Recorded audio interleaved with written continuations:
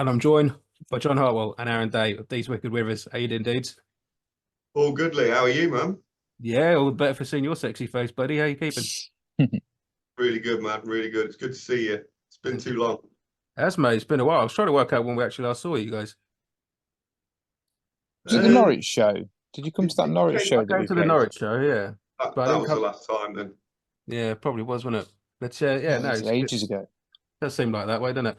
Does seem that way for Mm. sure. But like I say, as we air this interview, we'll be airing it as part of These Wicked Withers takeover show that we're doing here on the Rock Show to celebrate, your Force of Nature album being released as it will be on as we air this will be release day. You're kind enough to send me the album across, guys. And as I said to you, Hartwell, earlier today, I've had a couple of weeks now to soak it up.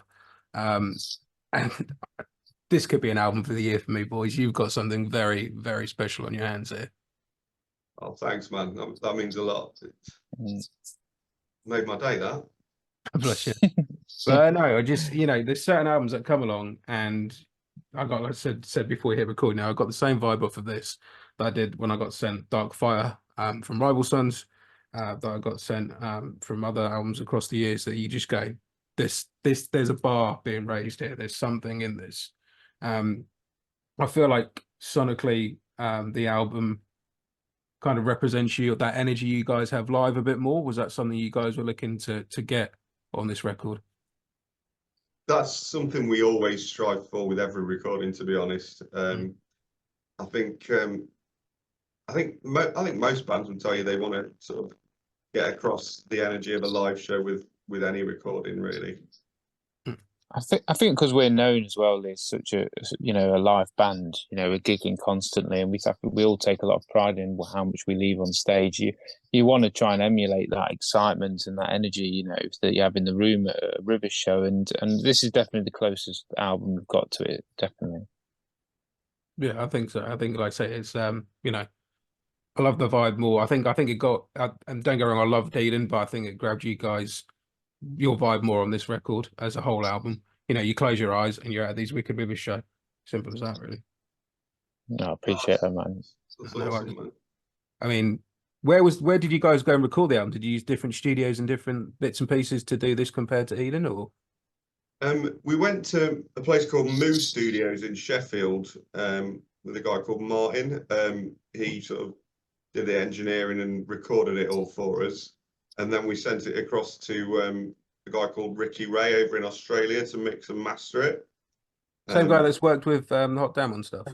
Yes, that's the one. Yeah. I think because it was a difficult process, to be honestly, because like we said earlier, because we're such a touring band, it meant that we had to all go in sort of separately at times and go in on Wednesday and Thursday nights after work. So it was a strange process for us. Whereas with Eden, we obviously went away in Wales for 2 weeks and kind of escaped everything and kind of just focused on the music. So it was much different process. And I think we struggled with it, but overall it's amazing to listen to the album now and think how far we've come considering where we started with it. Did you guys have like an overall vision as such for what you wanted to achieve with this record compared to previous releases, or did you just went in, started writing, and see did the songwriting process change from Eden to this? That's what I'm asking, really. The songwriting process for this was very different. It started during lockdown. Yeah. So a lot of it was we'd record little bits at home, send ideas to each other. Arran would say record the guts of a song on guitar, send it to Dan, who put some drums to it. Yeah. Then me and Rich would look at writing some lyrics to some of the songs, or some of the songs Arran had got lyrics written. It was very different, purely out of necessity with lockdown and stuff like that. Of course. It was the first time, as a lot of the songs on the record as well, Lee, are songs that Rich had from previous projects, and he'd kind of give them to me, and I'd kind of revivify them, and make them a Rivers songs. So songs like Force of Nature, Black Gold, Just to Be a Man. I mean, Just to Be a Man's a lot more similar to the original recording, but they all kind of started off, as Wilson's songs, and then he gave me the trust and the free rein to kind of change them up a little bit, and yeah, and then once we were in a room together, they immediately became Rivers songs. What was that process like working with a song that was already sort of, formed in another guy, so to speak? To be honest with you, I quite enjoyed it. I think sometimes we all write differently, and I tend to struggle writing sometimes because I like to get everything that's in my mind out there before I give it to the boys. Because obviously I know it's going to change, so I want to give a fair reflection of what I've got in my head. So that means sometimes projects can take a while to get together. Whereas having that, framework to work off was great for me. And Rich was really cool. He really trusted me to do what I want with it, really. And if there's certain parts that he really liked, he'd fight for them, and I'd really respect that. So, and we ended up actually having a really good relationship from a writing stance around it. And yeah, I enjoyed it, man. It was like a bit of a challenge. Like, when you go on Football Manager and you can just choose a club and start at the top of the season, or you can get like Watford when they've got 10 points and you've got to try and get them up from. It was different. It was like a challenge. It changed everything the way that I wrote, and I had to be respectful of Rich's parts as well as coming up with stuff that I think would complement the song and the overall sound of the album. It was a weird metaphor, that was. I'm not quite sure where I was going with that. I liked it all the same, man. I think we all know what you're talking about. So it's all good. Obviously, like since then, like you say, Rich has come into the forte with the band. Sam left. You've had a lot of people depping in the thing. Obviously, you mentioned in off air that our good friend Mr. Dale Tonks has taken over bass duties on the record itself. How did you find, Rich and Dale coming into that respect, impacting the music? Because to me, we talked about Howlin' Tides Boys earlier, and at Winter's End, I was chatting to the guys, which was the first time I saw you with Rich and with Dale. We were saying that obviously previously haven't seen you guys in a live setting.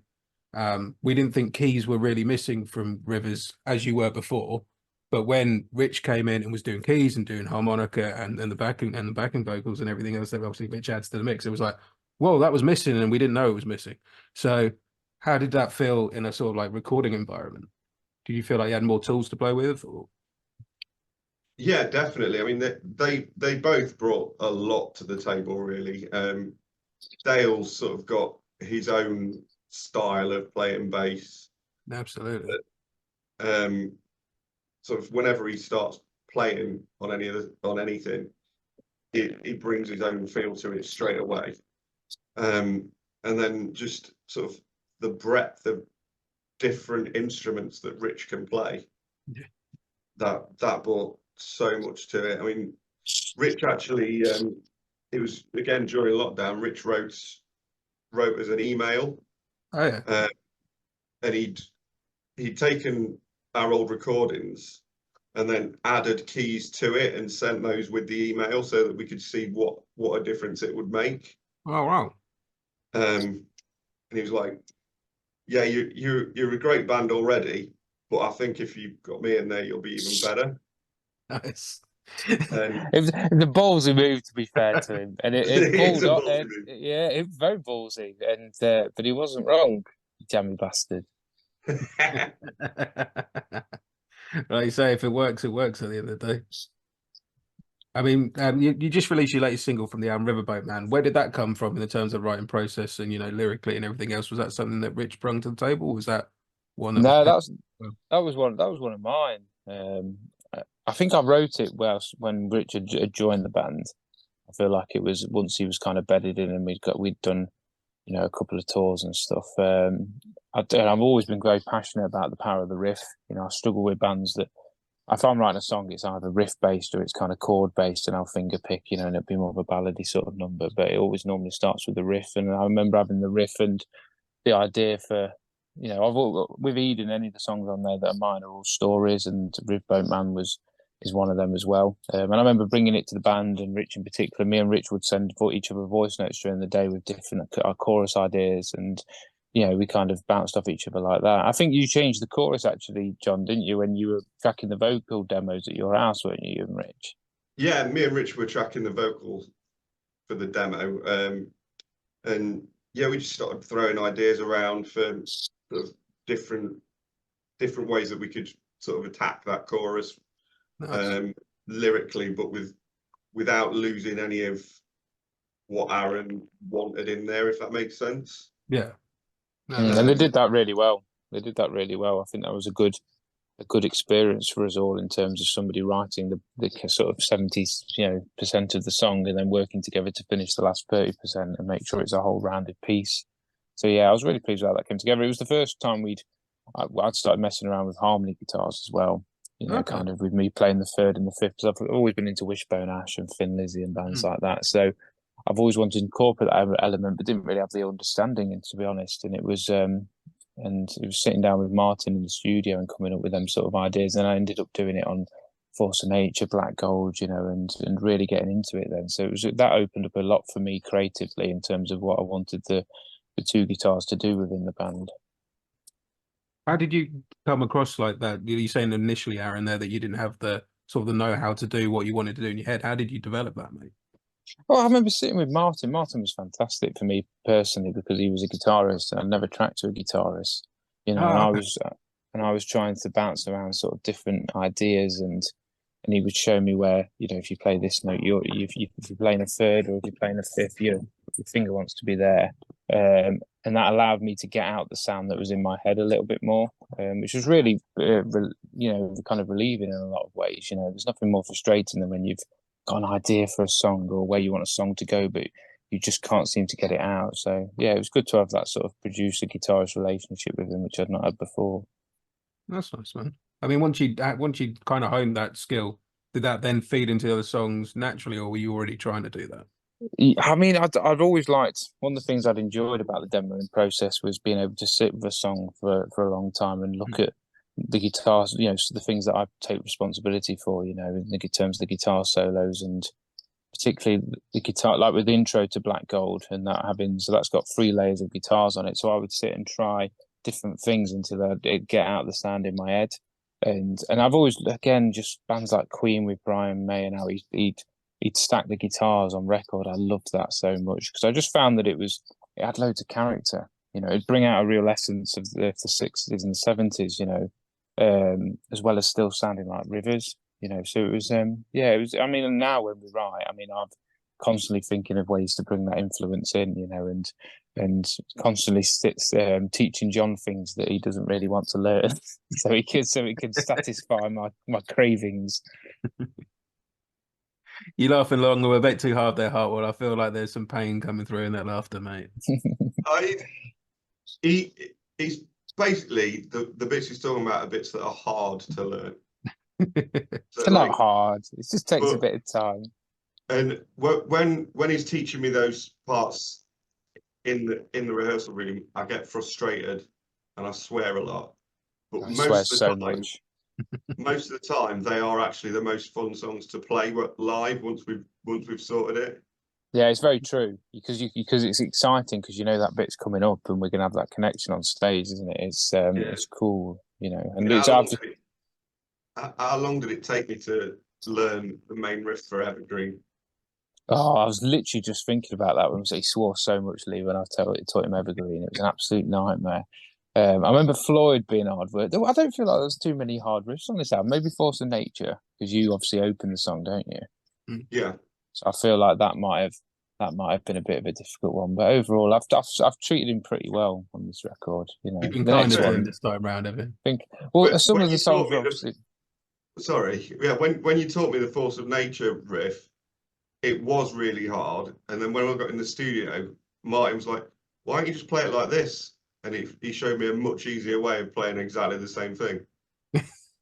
See, look, that's not good for him because then it's not part of his development. Now it's going to be more difficult the next time I sit down with him and try and go through another mad one. But yeah, it's obviously some of the 3 of the songs were what we've been calling legacy songs as well. So in terms of relearning riffs and stuff, but that goes back as well, Lee, to that conversation around what did Dale and Rich bring. So I think once we'd heard the songs with keys and with Dale's playing on there and the harmonies that Rich brought as well, we kind of wanted to do justice to them, And obviously the people that had the earlier EPs will know Pray and When the War Is Won and Testify, but we wanted to commit them to record and give them the best, the best sort of, I've always described it as we wanted to put a flag in the ground and say, this is who we are. And I think them 3 songs that made it onto the record represent us the best in terms of what's come before this album. I'll scratch off my next question then, because that's what it was going to be. But like you say, I saw the obviously the track listing when it came through, and I was like, okay, they've reworked these. That's cool.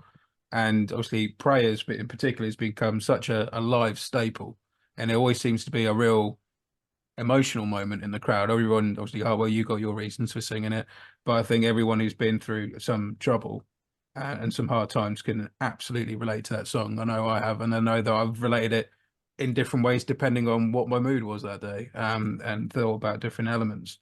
So was that one of the reasons why you wanted to redo it? Because it seemed to me that the previously recorded versions of Pray and everything else never quite captured what they became, because obviously songs, you play them live, you do so many gigs, little nuances, changing the structure, you play it differently. You obviously, like you say, you had Rich and Dale come into the fold in the live settings for a few things.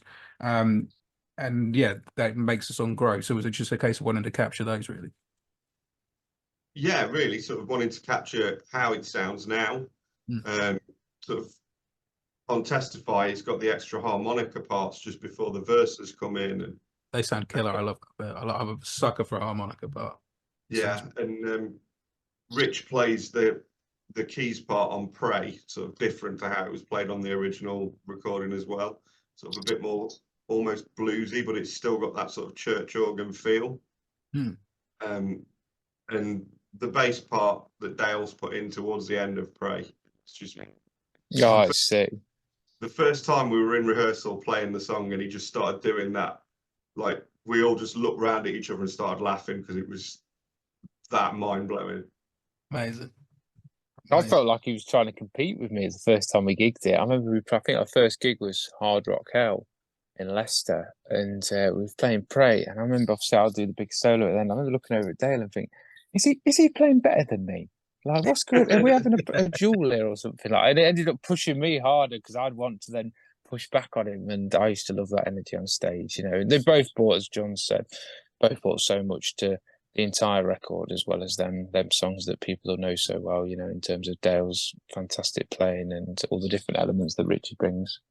So was there a particular song when you were either being reworked or, one of the originals, or brand new songs for this record that really kicked off the trajectory for what you wanted to lay down? That's a good question. I feel like Black Gold. Was Black Gold the first one we reworked of Rich's, John, or was it Force? Force was the first one we did of Richard. Black Gold was the first one we did with Dale. Right. So maybe that's why I'm thinking of them both. Yeah, because we started work on Force while Sam was still in the band. Yeah, I remember that actually. I was in a different practice room when we did Black Gold, didn't we? So I can remember working out that intro and how we wanted to do it. I mean, for me, it's probably Black Gold. I think for me, it's probably Force of Nature. But once I'd heard sort of Dale's ideas for it, the bass parts and things, because I think that the overall vibe of that song just kind of encapsulates a lot of the vibe for the album. Yeah. For me, anyway. I mean, a lot of these songs you were showcasing live, obviously, before the release of the record itself. Did any kind of feedback you were getting in the live setting influence on the final recording, or by the time that you showcased them live, was it all signed, sealed, and delivered? We didn't actually start playing most of them live until we'd finished recording the album anyway. Okay, that makes sense. But I mean, the feedback we've had, especially on the last tour, the feedback we've had sort of on the new songs has been absolutely great. And like just to be a man, I love that song. I was just about to say, just to be a man, like this one. When you've been in this, sorry, Don, when you're still taking it off, but when you've been in the band for such a long time, you kind of. And we'd not had a new album obviously since Eden. You get used to playing the same songs, and they're always fun. They always have certain highlights in the set. But just to be a man felt like it was a completely different element that we'd added to the set, and it felt like it. Particularly with that end section with the solo. Like I remember afterwards, I feel like I was going to pass out. Just from that sheer adrenaline rush. Yeah, I think that's Yeah, just from the emotions. Yeah, I think just the build up and just that feeling when you're on stage and everything comes together and just to be a man, I think just puts that across. I think that's your finest vocal on the record, to be fair, Hartwell. I think Oh, thanks. the soulfulness in your voice, I think really sings on that track in particular. I think it's really, really at the forefront. It's become one of my favourite songs to play live as well. Yeah. And I think pretty much every time we've played it live, we only started playing it on that last tour, but the crowd response at the end of that song has been like electric every time. Nice. That's got to feel like good when obviously the last tour. Was it the tail end of last year, or was it right at the beginning of this? It was tail end of last year, yeah. Tail end, wasn't it? Yeah. Started in November, started right at the end of November, and it was the first 2 weeks of December. That's right. Yeah. So, obviously, you're already anticipating now the years ahead, the album going to be released, and it's got to be a hell of a rush to have that kind of reaction to what's about to be what you're about to release upon the world. Oh yeah, it was a pretty special feeling, to be honest. I usually have sort of in-ear monitors in, so I don't always hear the crowd response. But as soon as we finished Just to Be a Man, it was that loud. I could hear it over my in-ear monitors. Nice. So how was that tour? I mean, unfortunately, I didn't make the dates because of stuff that was going on family that you guys know about. But from everything that I saw and responses and people like Andy catching up with him, it looked like the shows went off like an absolute firework, man. The tour was incredible. We had such a good time. We had a great time with the Karma Effect, who was supporting us. Great boys. Sort of the crowds were all sort of absolutely incredible. They all stuck around after the shows. We had lots of chats with people, which basically we just had a really good laugh. Played some music. I think the set we put together and the way we played it, it was the best we've ever been live. Nice. So are you taking that set or continuing it with this next run of dates that are coming up, or are you mixing things up? Or I think for Europe, we're definitely going to be sort of keeping the same sort of set. We might shake things up a little bit with the UK tour in May. Probably just change around the order of things a little bit. We've not really thought that far ahead yet with it, to be honest. Everything at the moment is just building up to the release day.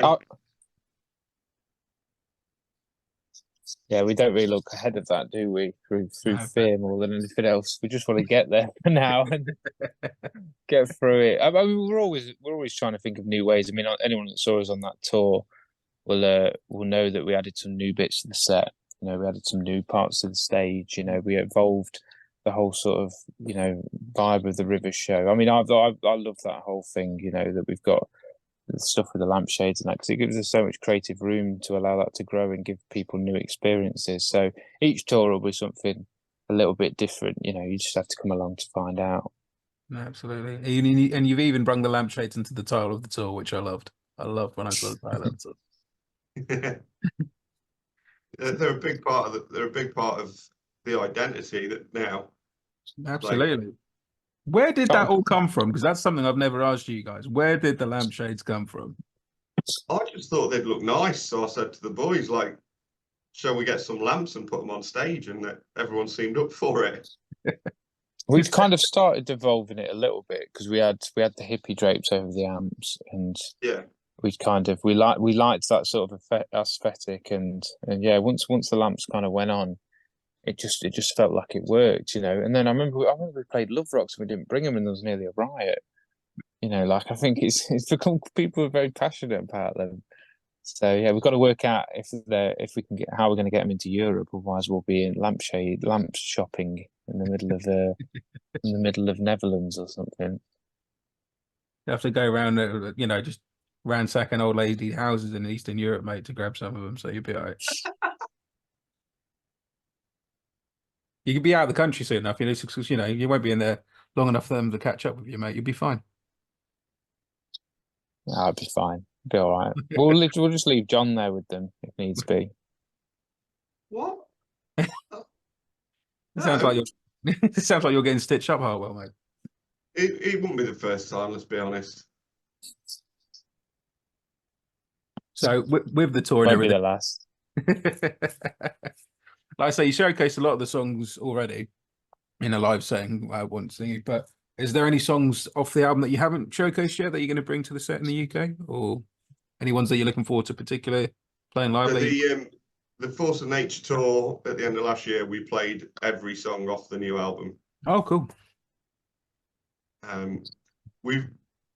It's been recorded a while, so we were just gagging to get those songs out there, to be honest. And with that tour having the same title as the album, we were like, yeah, it's time. It's time to release these. Have you had the show The Hairy Dog yet? Was that on the last tour? Is that on this one coming? That was the last tour, yeah. That was the last one, sorry. Because that sold out really quickly, I seem to remember. It did, yeah. Yeah, it was an absolutely incredible show as well. It always is at the Hairy Dog, let's be honest. Yeah. Great venue. I was going to say, I've seen you guys twice now. First time I was at the Hairy Dog was with Wolf's Jaw, just after the lockdown was supposed to ease off and everybody was sitting down, but still a great show. And then seeing you with Gorilla Riot the other year as well. Up Hairy Dog is always a great venue. Yeah, we love it. We always basically can't wait to get back to the Hairy Dog. It's our hometown show. Sort of our friends will be there as well as the Rivers family, who always make the effort to sort of come out to that show. We did have some people as well. I think it was the Gorilla Riot. When we played with Gorilla Riot, there was 4 or 5 people that flew over from Germany for that show and then flew back the next day. That rings a bell. I seem to remember talking to someone about that at the bar afterwards. Yeah, that does ring a bell.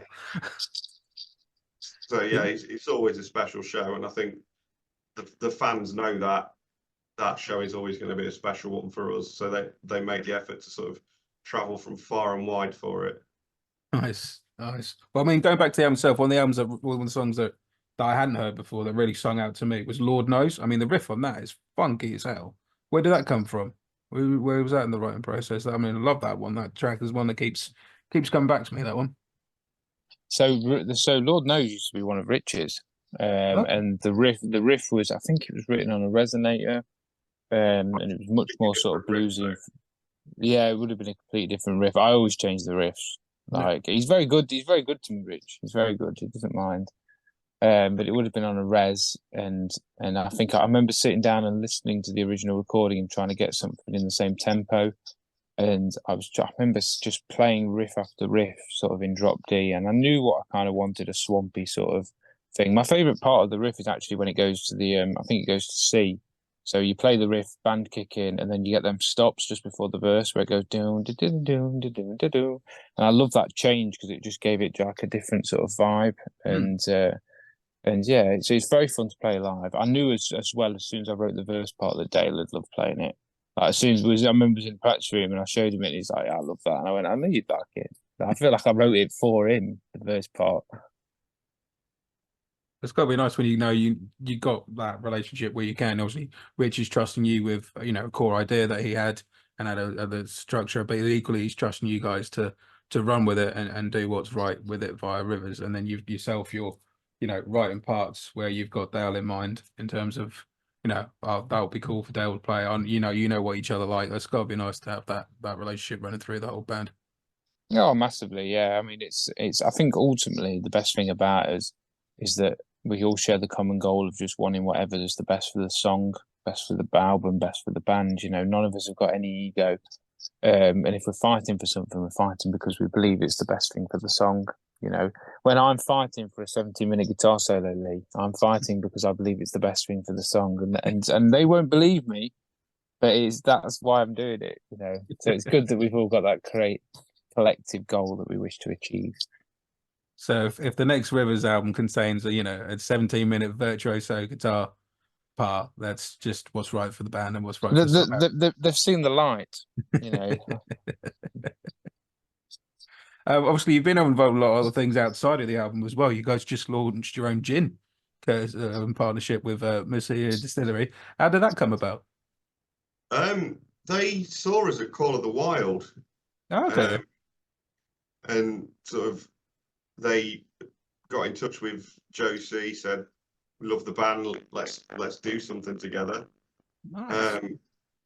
So we've met up with them a few times. When we were sort of trying to get the money together to record the album, Yes, you they did the whiskey thing, didn't they you? basically donated their time and whiskey to us to have a whiskey tasting with some of the fans. We played a little acoustic set there. And yeah, they did all that sort of just to support the band. That's cool. I got chatting to Jez, probably at Stone Dead, I think it was. And I just mentioned that I was more of a gin drinker than a whiskey drinker. He was like, "Well, right, well, let's see what we can do with that then." Nice. And he gave me a gallon of whiskey to take home with me. Not whiskey, gin, a gallon of gin. And that, I think that's the one that became the Lonely Road Gin, and it's absolutely stunning. Nice. Nice. I mean, well, me and you have had quite a few nights on the Gin Hartwell, mate. So I know if you're putting your name to it, it's a good one. It's absolutely amazing. I love the stuff.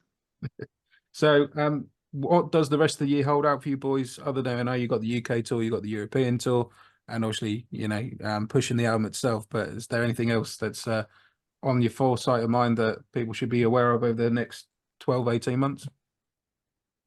Well, we got a couple of festival appearances. Really looking forward to getting back to Love Rocks, which is we played there once before. Yeah, this is going to be my first year going down to Love Rocks. I've not made it yet, but me and Joe come down this year, so you're going to love it, man. Oh, The cool. vibe is so nice. Yeah, I like Love Rocks.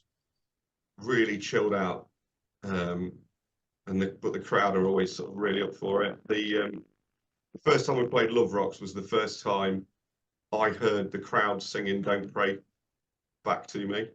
nice. So it's always going to be a little bit of a special memory playing there. Nice one, man. You got called the Wild Festival as well. Are you back there? Did I see that? Yeah, we've got Call of the Wild as well. Again, can't wait for that. We've also got Made in Stone on the main stage there, which will be really cool.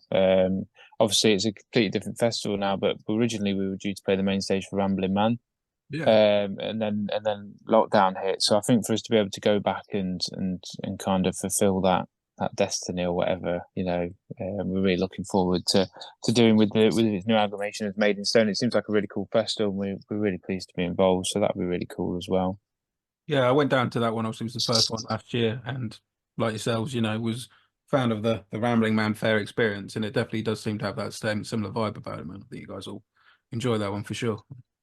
Yeah, looking forward to it. I like the site, and I think they've gone for a similar vibe as Rambling Man was rocking, where they'd mix sort of older bands with newer bands and give a good platform for younger bands. And yeah, I think we thrive, man, in festival shows. Because we really go out there and we desperately want to deliver. I mean, Stone Dead, that when we won the festival for that and that gig, that lives very strong in the memory for us. As did Rockstock last year as part of the tour. There's something about festival shows having that many new people, there to hopefully join the congregation. We just love it. It's always a good show. Do you find that, I've always wondered, do you find that obviously like, your tour, for example, that you did the tail end of last year and the shows you got coming up, that those are people who already love you guys and they're already converted, they're already in the family, But yeah, like you say, festivals, you're playing to other people's crowds, you're playing to people who go under a banner, so to speak, of just going to that particular show. Do you find you get a different energy on stage because of that? I think it's a challenge. I think it's we for anyone that's seen us will know that we leave everything on stage. And I think we really see it as a challenge, and an opportunity to give everything we've got. And you normally don't get long. When we did Rockstack, I think we did half an hour, 40 minutes. and we gave everything. Like, and we could not have given anything else between the five of us. And I was really proud of us that day because it just felt like it was our moment. So I think you do go into a different mindset potentially, but in the same way you do for a gig because people are there, you know, to support you. They've made that effort. It feels with a gig more that it's an emotional thing, whereas I think with festivals it feels like there's a focus there, you know, on wanting to deliver and to connect with people. I mean, Rockstar, somebody came up to me and said that our music just irradiates positivity and love, and that meant so much to me. You know, it really did. You know, it was you know, it's such a wonderful thing to say, and yeah, I think that because you've got that opportunity to get into that many people's faces, you just want to take it the best you can. No, that's all, man. And I've seen the you took your delivery today of the CDs of the vinyl. Saw that video go up earlier. That must be, is that the first run of stuff arriving? Yes, yeah, it is. And that green vinyl is absolutely stunning. The It looked photos awesome. don't do it justice, man. It looked lovely. So how long are the? I mean, you say I think I'm right in saying that the green vinyl was running pretty low, wasn't it?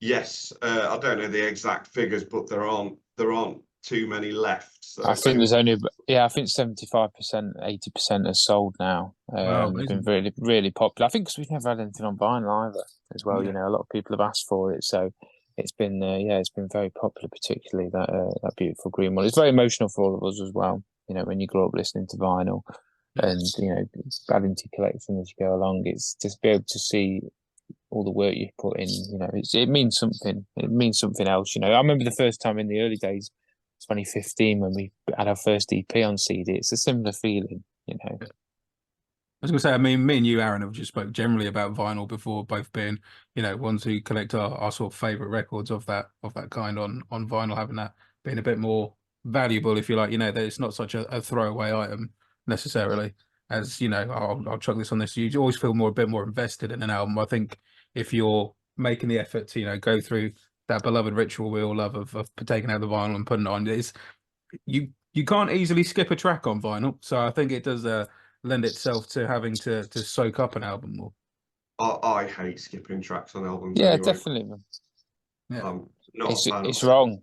It's yeah, wrong because as a band, you know, as obviously a band, we really plan out that we want the story of an album to be told. I mean, it was interesting, right? Because we wrote it for vinyl, pretty much. You okay. know, we really looked at because you have to have a certain amount of time on each side. So you start to think more about how you want side A to end, how you want side B to begin. You know, and it makes you think of these classic albums that have gone by. Because maybe this is how bands used to plan albums. You know.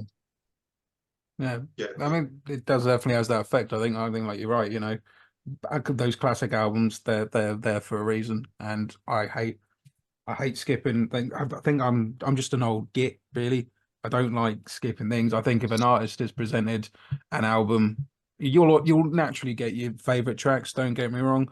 But if an artist has presented a piece of work in a certain way, then you should listen to it from front to end in that order, at least the first run. At least the first run, just to soak it up properly. Because there's definitely been albums that I love, and there's been songs on those albums that, for me, I might not play the song itself, but in the context of the album, it utterly makes sense. It's absolutely the right piece of music for that area of the album. So, yeah, people should absolutely listen to this from front to back. So, as we're talking about the album, no, we're on the show tonight. As I had this interview, we are going to showcase the record. But you know, what would you say to anybody who's listening who might not have pre-ordered it yet? This is your platform, boys. I mean, for a start, if you want the green one, you're going to have to pre-order it because you're going to have to do it now, right this second, because there aren't many left. But also, sort of, the more that we sell on pre-order, the more chance we've got of charting with it. And wouldn't it be lovely to sort of put a mark on the music industry and say rock music's coming back. Rock music can still chart. Absolutely. I'd just echo that, to be honest. You know, I think that anyone, whether they've seen us on the scene or not, you know, you know, we give everything to the gig, to being a real true gigging live band, and the album's an extension of that. So by pre-ordering it, you're giving us the platform to be able to continue to go out there again and again, and reach more people and spread our message, And I think that, if you believe in rock and roll, you've got to support bands like ourselves, not just ourselves, all the other bands that are going out there, obviously give the album, even if it's just choosing the cheapest bundle, you're just giving us the opportunity to be able to testify to you and take the opportunity. You won't regret it. Well, I hope you won't regret it anyway. Do you like I was a bit eager, I was a bit arrogant then. I was too much of a nice boy. I couldn't deal with it. You brought I had to go back in. You've reeled it back, mate. It's fine. I've reeled it back. You reeled it back. It's all good, man. And you guys have been on the show before. You know how it works. Normally, at the beginning and the end of the interview, I'd ask you guys to choose the track to play at the end of the interview. But this is going out on a takeover show. We're going to be playing a handful of songs from the album across the 2 hours. But what song, one each, one for you, Aaron, one for you, Hartwell, from the album, your favorite off the album that you'd want us to play from you guys? Can I have The Family, please? Of course you can. Oh well, I think Straight in there. I think Just to Be a Man. At the moment, I'm always sort of flicking between Just to Be a Man and Lonely Road. But yeah, today I'm in a Just to Be a Man mood. Cool. We'll lock those in, boys. Aaron, Hartwell, thank you for joining me as always, guys. It's great to chat to you. Thanks for pleasure, having me. brother. Love you always. Love you too, man.